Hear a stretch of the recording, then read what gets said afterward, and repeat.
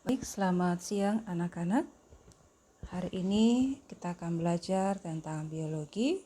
Untuk materi biologi pada pertemuan ini, Bu Guru hanya akan mereview kembali materi dan tugas yang sudah Bu Guru kasih beberapa pertemuan yang lalu.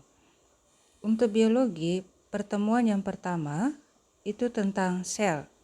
Di dalam materi sel ini ada kompetensi dasar yang harus kalian capai lewat pembelajaran biologi ini. Yang pertama adalah memahami komponen kimiawi sel, ciri hidup, dan sebagainya. Nah, untuk kompetensi 31 ini adalah penilaian pengetahuan. Jadi diharapkan setelah kalian belajar beberapa kali pertemuan tentang sel, kalian bisa memahami tentang komponen kimiawi sel dan sebagainya. Nah, selain itu, untuk penilaian keterampilan itu 41, kalian diharapkan setelah belajar, kalian bisa menyajikan fakta yang merepresentasikan pemahamannya tentang struktur dan fungsi sel sebagai unit terkecil kehidupan dan penerapannya dalam berbagai aspek kehidupan. Nah, jadi inilah tujuan yang akan kita capai lewat materi tentang sel.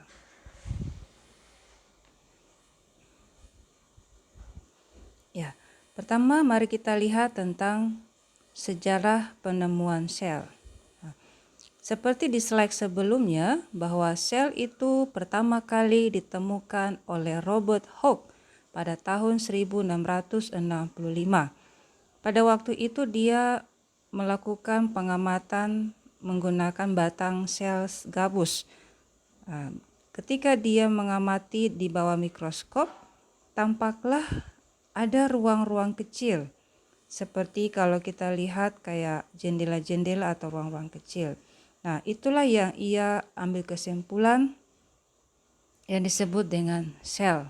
Nah, setelah Robert Hooke melakukan penelitian ini disempurnakan lagi oleh Robert Brown.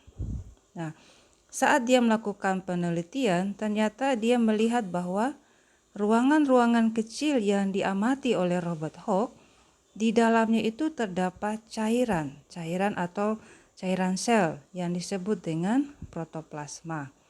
Nah, jadi ada perkembangan dari penelitian selanjutnya. Nah, setelah Robert Brown, ada lagi ilmuwan yang bernama Matthias Jacob. Dia mengamati hal yang sama, tetapi dia mengemukakan teori yang baru, bahwa sebenarnya sel itu adalah unit struktural dari makhluk hidup. Nah, kemudian disempurnakan lagi oleh Rudolf Virchow yang mengatakan bahwa sel makhluk hidup itu berasal dari sel sebelumnya. Ya, inilah sejarah dari penemuan tentang sel. Ya. Dari kesimpulan percobaan yang dilakukan oleh ilmuwan, mereka bersepakat bahwa sebenarnya sel itu artinya apa. Nah, di sini ada ditulis bahwa sel itu merupakan unit terkecil makhluk hidup yang dapat melaksanakan kehidupan. Nah, kenapa dikatakan unit terkecil? Karena dia adalah penyusun dasar dari suatu makhluk hidup. Kalau kamu belajar, ingat kembali materi kelas 10, bahwa struktur organisasi kehidupan itu diawali dari sel. Nah, sebuah sel ini yang membentuk seorang atau sebuah makhluk hidup. Nah, kalau kita lihat seperti kayak rumah ini dibangun oleh tembok. Tembok itu disusun dari batu tela. Nah, batu tela ini tersusun dan membentuk suatu bangunan. Nah, sama juga dengan sel.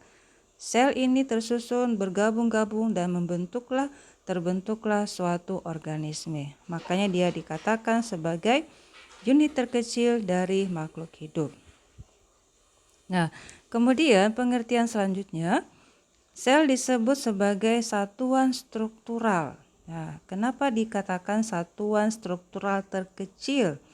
Nah, karena sel inilah yang menyusun semua organ-organ tubuh makhluk hidup.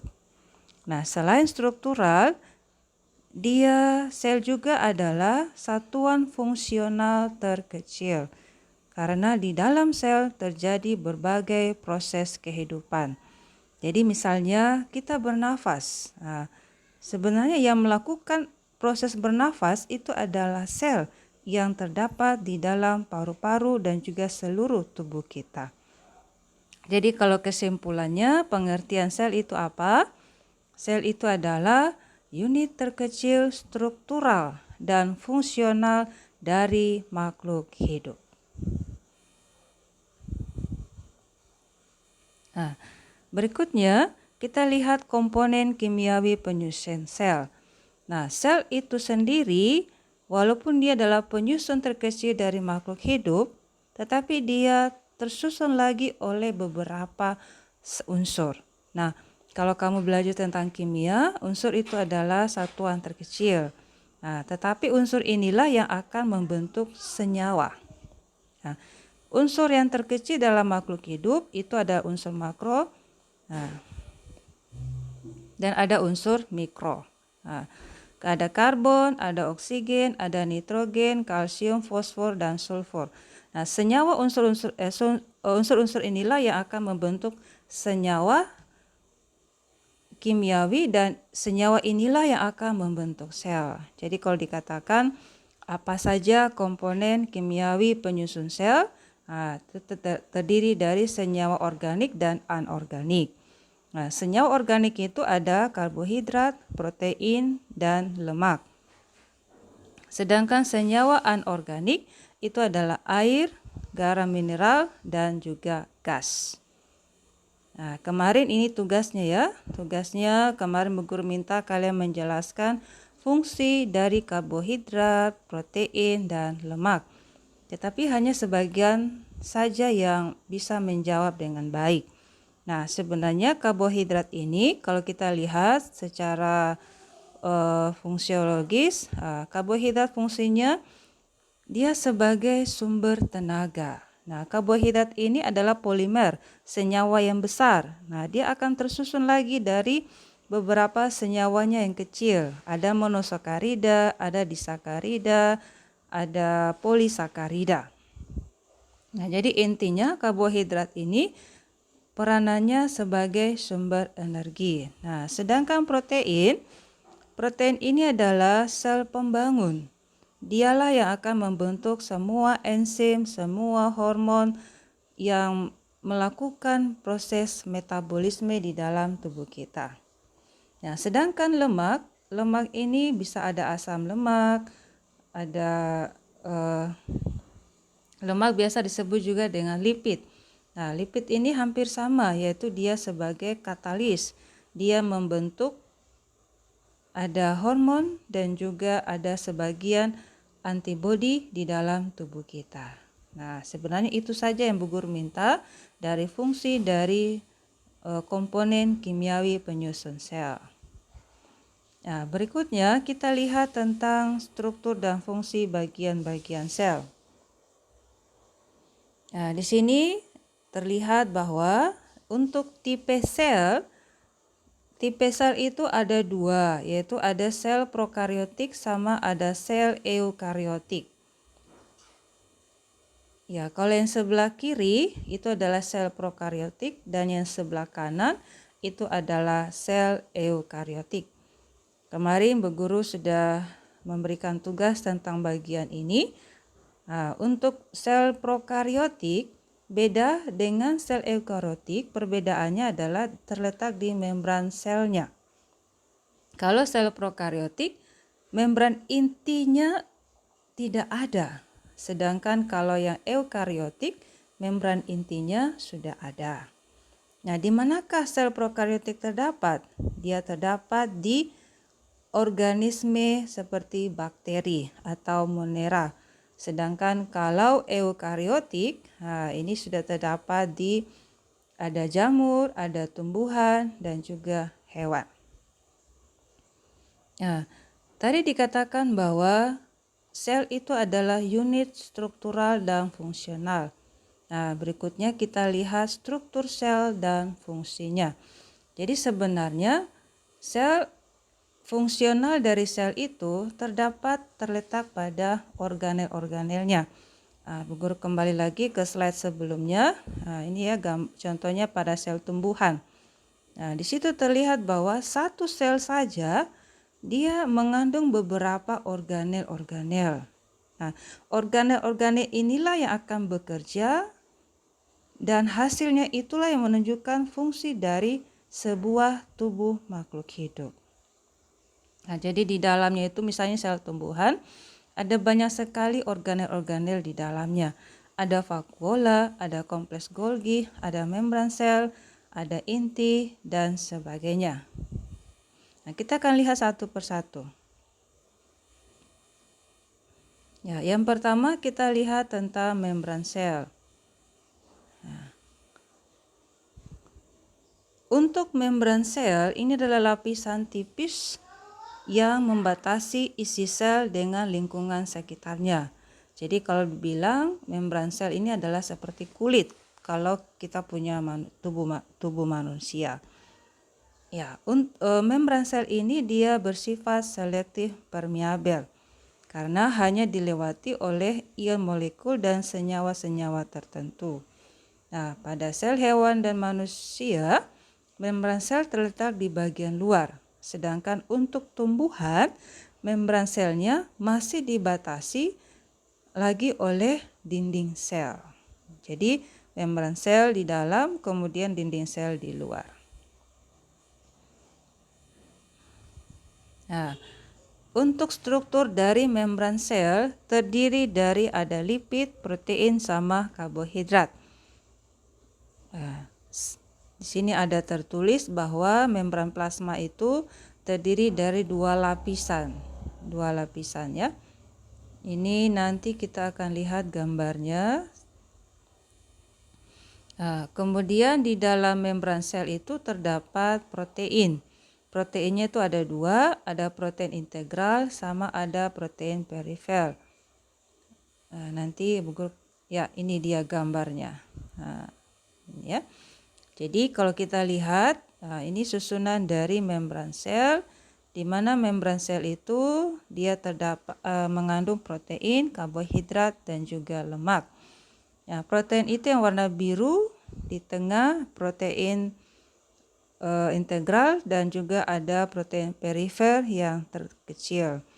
Kemudian ada karbohidrat, kemudian juga ada lemak. Lemak itu yang bola-bola warna orange, merah ya, merah, kemudian ada kakinya warna orange ya. Nah, fungsi membran sel ini adalah mengontrol masuk dan keluarnya zat dari atau ke dalam sel sebagai pelindung, kemudian sebagai reseptor juga. Jadi ada 3 fungsi dari membran sel. Nah, kemudian organel kedua itu adalah nukleus. Nah, nukleus ini atau biasa disebut dengan inti sel.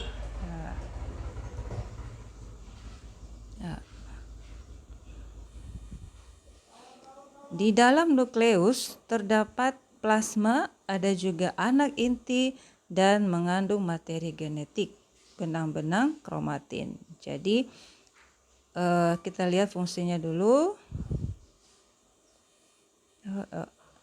Ya, ini dia.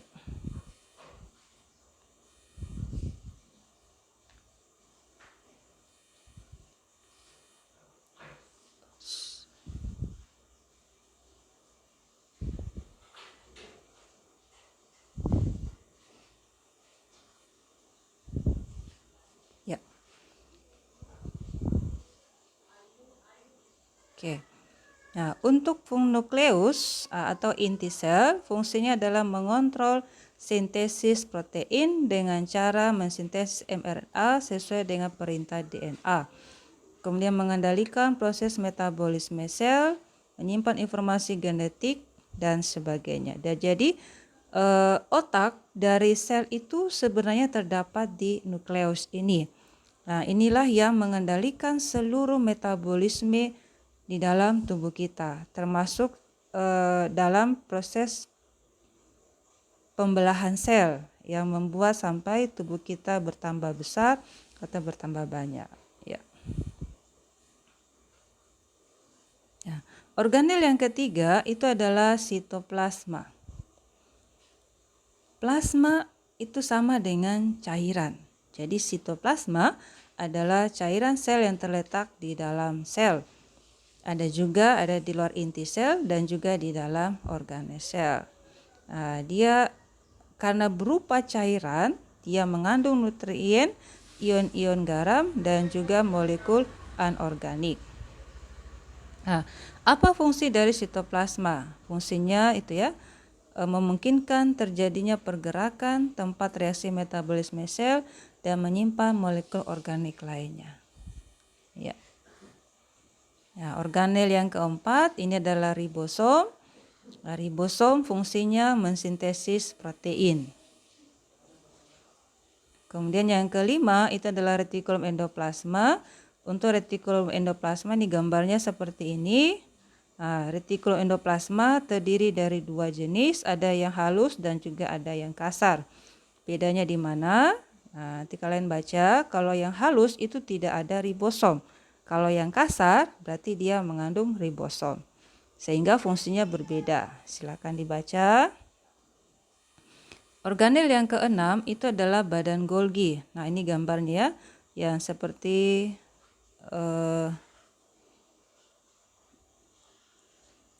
yang warna orange di bawah itu. Nah, badan Golgi terdiri dari tumpukan kantong membran pipis, sisterna, dan vesikula-vesikula. Nah, apa fungsinya? Fungsinya ada di sini, berperan dalam sekresi dan sebagainya. Nanti kalian tinggal baca. Nah, organel berikutnya adalah lisosom. Lisosom berperan dalam pencernaan intrasel. Jadi semua makanan yang didapat itu dicerna oleh lisosom. Nah, kalau kita berikutnya ini proses dia mencerna itu bersifat autofag dan juga autolisis. Ini cara kerja dari lisosom. Nah, organel berikutnya adalah peroksisom. Peroksisom ini dia menyerupai kantong. Dia mengandung enzim sehingga fungsinya sebagai enzim oksidase dan katalase. Kemudian yang berikutnya adalah glikosisom. Glikosisom ini terdapat pada jaringan penyimpan lemak dan dari biji tumbuhan.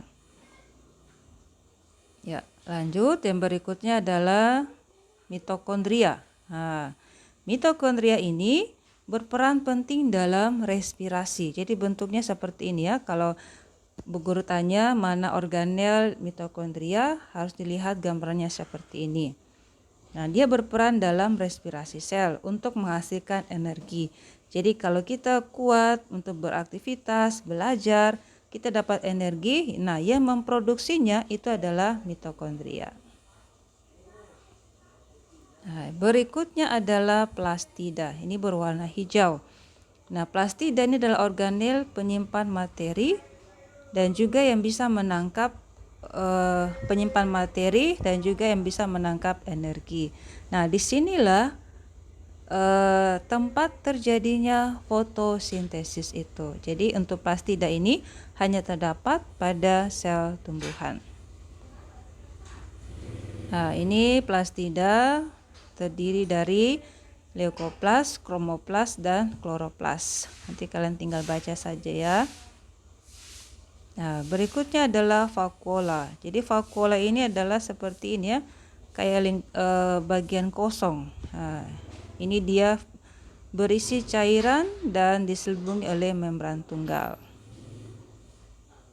Vakuola ini fungsinya menyimpan gas, senyawa-senyawa organik, menyimpan senyawa beracun, menyimpan air. Jadi sebagai tempat penyimpanan cadangan makanan, pigmen ataupun juga sebagai zat-zat beracun. Jadi kalau kita manusia cadangan makanannya disimpan dalam bentuk lemak, kalau tumbuhan cadangan makanannya terdapat di dalam vakuola. Ya, organel berikutnya adalah sentrosom dan sentriol. Nah, ini dia terletak di dekat nukleus. Ini dia berfungsi sebagai membantu dalam proses pembelahan sel. Nanti di kelas 3 baru kalian akan lihat bagaimana pembelahan sel itu terjadi dibantu oleh sentriol. Berikutnya adalah sitoskeleton, nanti kalian tinggal baca. Kemudian ini contoh gambar sitoskeleton. Nah, berikutnya ini ya dinding sel. Nah, dinding sel ini fungsinya melindungi sel, mempertahankan bentuk sel, mencegah penyerapan air yang berlebihan. Nah, khusus untuk dinding sel ini hanya terdapat pada tumbuhan. Seperti tadi disampaikan bahwa kalau sel hewan hanya memiliki membran sel, tapi kalau tumbuhan ada membran dan juga ada dinding sel. Ini penyusun dari dinding sel, tadi lignin, kutin, pektin, dan asam selulosa. Nah, ini gambarnya ya. Ya, oke. Nah, dari organel-organel yang ada, maka kita bisa membuat kesimpulan bahwa apa perbedaan sel tumbuhan dan sel hewan? Nah, ini dilihat ya. Untuk dinding sel itu di hewan tidak ada, kalau di tumbuhan ada dan bersifat kaku. Nah, inilah yang menyebabkan kenapa kalau kita pegang tumbuhan itu dia kokoh, tidak masuk ke dalam. Tapi coba kalau kalian tindis tanganmu, dagingmu itu akan masuk ke dalam. Nah, itu karena tidak ada dinding sel. Nah, kemudian vakuola di sel hewan ternyata ada, tapi ukurannya lebih kecil dibandingkan dengan sel tumbuhan. Kemudian plastida, kalau di sel hewan tidak ada, tetapi di sel tumbuhan itu ada. Karena di plastida inilah terjadi proses fotosintesis. Dan proses fotosintesis ini hanya terjadi di tumbuhan, tidak ada di hewan. Makanya plastida hanya ada pada tumbuhan. Yang keempat, sentriol di dalam sentrosom. Kalau sel hewan itu ada, tapi kalau sel tumbuhan tidak ada. Nah, inilah perbedaan dari sel tumbuhan dan sel hewan. Nah, ini gambarnya, gambar dari sel tumbuhan seperti ini. Nah, jadi ada dinding sel yang membuat sampai selnya itu kokoh. Nah, berikutnya ini adalah sel hewan. Nah, bentuk sel hewan seperti ini. Ya, ini gambarnya mereka ambil contoh dari sel spermatozoa. Karena ada flagella ekornya di bagian belakang. Ya. Nah, demikianlah materi untuk kompetensi dasar 31, yaitu kalian memahami tentang sel, struktur sel, dan juga fungsi sel. Sekali lagi, sel itu adalah unit struktural dan fungsional terkecil dari makhluk hidup. Nah, untuk penilaian 41 atau penilaian keterampilan, inilah tugas proyek yang harus kalian lakukan. Jadi, kalian diminta untuk membuat gambar. Nah, ini pilih mau sel hewan atau sel tumbuhan. Kalian gambar seperti gambar yang tadi ya, di kertas manila. Nah, itu pilihan pertama. Atau pilihan yang kedua, kalian membuat bentuk 3 dimensi, sel hewan dan sel tumbuhan. Bentuknya berarti nyata. Terserah kalian cari download di internet bagaimana bahan-bahan apa yang diperlukan untuk membuat sel itu, silakan kalian buat. Jadi ini tugas proyeknya, ini pilih salah satu, mau menggambar atau di kertas manila atau membuat bentuk 3 dimensi dari sel hewan atau sel tumbuhan. Ini pilih salah satu, mau hewan atau tumbuhan. Ini ya. Nah, catatan hari Jumat tanggal 7 Agustus kita ulangan harian pertama tentang sel. Jadi materinya silakan dilihat kembali. Pokoknya dari tentang pengertian sel, struktur sel, komponen kimiawi sel, itu semua tolong dipelajari. Ya, demikian pelajaran biologi hari ini. Selamat mempersiapkan diri untuk ulangan dan juga selamat mengerjakan tugas. Kalau ada yang kurang jelas, silakan menghubungi Bu Guru. Terima kasih dan selamat siang.